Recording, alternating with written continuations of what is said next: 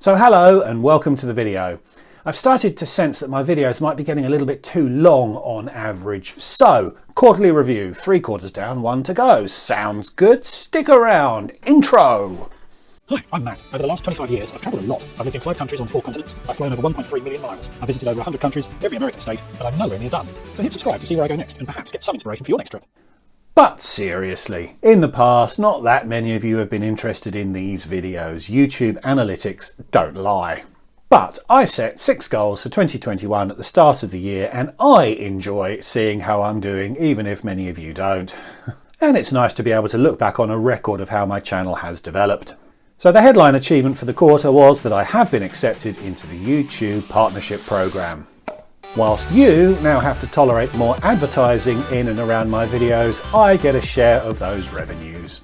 All of those revenues are being reinvested in the channel. They are relatively modest still, but they are growing week on week. Let me know in the comments if you'd like to see more about my analytics. Many creators do include that sort of video and I quite enjoy watching them, but you're the audience, so let me know. My subscriber count doesn't have quite the significance it did now that I have monetized. Revenue is far more closely correlated to watch time. But I would love you to subscribe if you're not already. It's free and all it does is allow YouTube to know that you like this type of content, which in turn makes it easier for YouTube to make you aware of videos from me and similar creators. And I've updated my subscriber prompt overlay specifically for this video. My objective for 2021 was to upload 60 videos. I've uploaded 18, 16 and 15 in the 3 quarters thus far, so I only need 11 more in quarter 4, which will not be a problem. Q3 was my lowest quarter, but watch time drops through the summer and Q4 is the best quarter for advertising rates anyway. So, to my 6 goals for 2021. Number 1 was book a cruise, done and covered comprehensively on the channel. Goal number 2 was book another cruise, done and more so. I've covered the 2nd cruise on this channel and I've actually taken a 3rd one. I haven't shared anything really about my princess experience yet, but I sense my content has been a little cruise heavy recently, so I've saved those videos and will release them a little bit later on. I also have a 4th cruise booked for this year, a Caribbean cruise with celebrity out of Miami in December. Fingers crossed that one happens. So goal 2 is a comprehensive tick. Goal 3 was a trip to Australia. Now 3 months ago I'd given up on this being realistic in 2021, but in an unexpected twist it may now be possible for me to go, and to go this year. Although I won't. The Australian federal government recently announced that Australian citizens like me will be able to travel to Australia with only 7 days of home quarantine being required, whatever that means.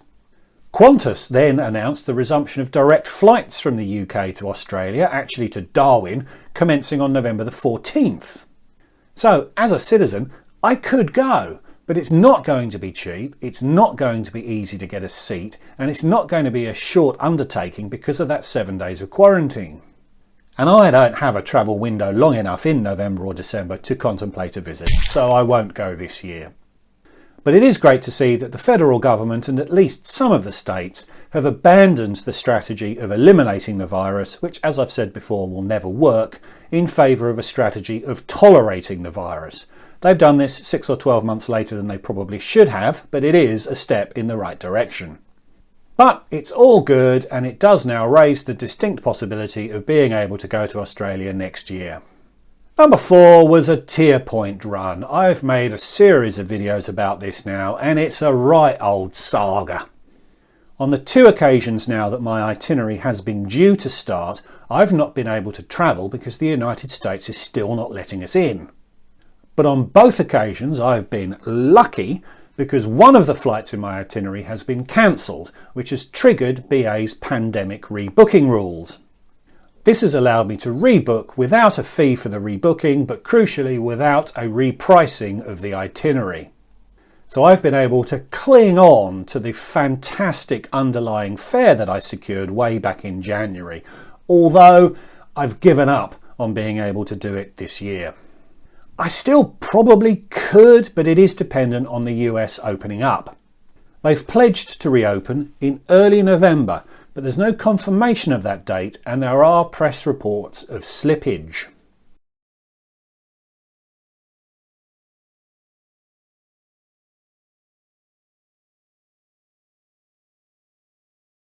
So it is quite perilous to book for November. If you book a date, the US doesn't let you in and none of the flights in your booking are actually cancelled, you will have no choice other than to cancel the entire booking. And as I already have stuff booked for December, this tier point run just can't now happen this year. If you're interested in hearing all of this explained in a little bit more detail, I am planning another update video on this for the next week or two, so look out for that. Number 5 was a series on Europe's second cities. Theoretically, I could now get on with this as travel has opened up significantly. But my vision for these videos was to fly directly to the second cities to review the service and the airports, and it's still the case that relatively few of these flights are actually operating. I also wanted to make an evergreen video about the cities which people could refer back to in future years. But many places are still subject to significant restrictions on what is open and what you can do. So any video I make in the next month or two will not show the city off to its best. It's also pretty late in the year now, so the weather's going to be fairly terrible as well. So I don't think this project is going to get much traction this year, which is a shame, but I would rather wait and do it right.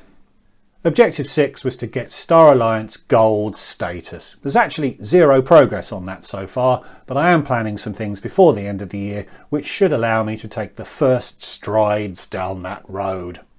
So overall, 2 goals achieved, 1 partially achieved, and 3 fails. Disappointing, but I don't think any of us predicted how significantly the you-know-what would continue to impact things all the way through 2021. So, 2022. I am considerably more optimistic that things will be better next year than I was when I made my last update video 3 months ago. Here's what I said my goals would be back then, and although I am optimistic things will feel more normal, I'm still going to make a couple of tweaks. So my birthday is in early January, and I wanted to make a fairly epic trip to catch up on a landmark birthday I missed out on this year as a result of being locked up, so to speak. But that specific plan requires travel around Asia, and I can't rely on things opening up sufficiently to warrant making the investment in tickets right now. So unfortunately I'm shelving the plan. It's a great idea though, so I may resurrect it for 2023. The world is reopening, so I will do something in early January, but I'm not sure precisely what just yet. It's likely to be somewhere warm though, I can tell you that now. Number 2 was to travel to Thunder Bay, Ontario for the Scotties Tournament of Hearts with my mates Steve and Kurt. Say hi, Steve. Hi, Steve. All booked, and I'm excited. Number 3 was a cruise. I'm pretty sure this will happen, although nothing is booked yet. I'll probably hang on to the Black Friday sales, which is generally recognised as being the very best time of the entire year to make a cruise booking. Number 4 was a carryover of the Europe's Second Cities series, and I'm sure there will be progress on that next year. And number 5 was a carryover of the Star Alliance Gold Quest. My trip to Canada is booked on Star Alliance partners, so there will certainly be progress there. I didn't pencil anything into slot 6 in that last video, but I will here. My BA tier point collection year ends in August, and I've had an extension, which means my current gold status will expire in August 2022. Now, BA has announced another round of extensions covering people with year ends through to March, but I don't think I can bank on them continuing to extend people all the way around to August year ends. Which means I'll be looking to renew my BA Gold status at the very start of my next collection year. Check out this video if you want to learn a little bit more about how to finesse your renewals. So goal 6 for 2022 is going to be a tier point run or 2 to renew my BA Gold status. So thanks for watching. If you'd like to learn more about which Star Alliance program I am pursuing and why I chose that particular program, then check out this video. And if you'd like to see what cruising is like around the UK right now, then maybe this one is a good watch for you. Please give this video a like if you enjoyed it, leave me a comment because I love to hear from you, and subscribe if you're new. So thanks again for watching, and I'll see you all again in the next one. Goodbye.